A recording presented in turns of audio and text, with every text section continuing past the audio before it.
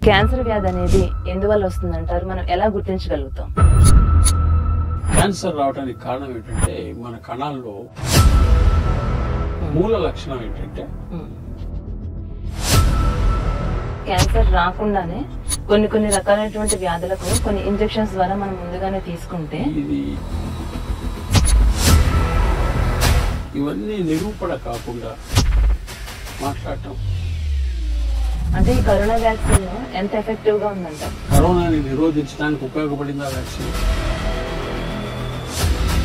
భారతదేశంలో నేటి వరకు రిజిస్టర్ అయిన బ్రెస్ట్ క్యాన్సర్ కేసెస్ 30 లక్షలు. కెమోథెరపీ చేయించుకోవడం వల్ల మనకి నష్టం అంటారా లేకపోతే లాభం అంటారా? ఇంతవరకు కెమోథెరపీ వల్లనే క్యాన్సర్ వ్యాధి వచ్చినటువంటి వ్యక్తి ఎలా బయటపడాలి? మేము ప్రయోగం చేస్తున్న మందు మేము చెక్ చేస్తే మాకు అర్థమైంది ఏంటంటే ఇది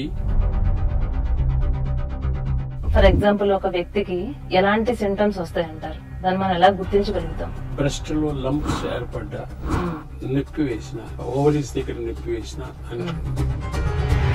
క్యాన్సర్ పేషెంట్స్ అయినా వాళ్ళ ఆహారపు అలవాట్లు చాలా జాగ్రత్తగా ఉండాలి అంటారు. వాళ్ళు ఎలాంటి ఆహారం తీసుకోవాలి, ఎలాంటి ఆహారం తీసుకోకూడదు? క్యాన్సర్ అనేది వచ్చింది అన్న తర్వాత అంటే క్యాన్సర్ ఉంటే చావు తప్ప వేరే మార్గం లేదు, క్యాన్సర్ ఉంటే చావు శరణ్యం అనేది మనం వింటున్నాం. ఇలాంటి వాళ్ళకి ఏం చెప్తారు? అంటే చావుకి క్యాన్సర్ కి అంటే క్యాన్సర్ అని తెలియగానే కొంతమంది డిప్రెషన్ లోకి వెళ్ళిపోతూ ఉంటారు. అలాంటి వారికి ఎలాంటి మనోధైర్యం కల్పించాలంటారు? దీనివల్ల చనిపోతాను అనే బాధ కన్నా చాలా మంది క్యాన్సర్ జయించిన వాళ్ళని కూడా మనం చూస్తున్నామండి. ఇప్పుడు మనకి ఆర్టిస్టులే కావచ్చు, గౌతమి గారు కానీ, సోనాలి బింద్రే, ఇలా చాలా మందిని మనం తీసుకుంటే కానీ వీళ్ళు చాలా డబ్బు ఉంది, ఎలాంటి రోగానైనా వీళ్ళు నయం చేసుకోగలుగుతారు. చనిపోయిన వాళ్ళు ఎంతమంది బతికోలేదు.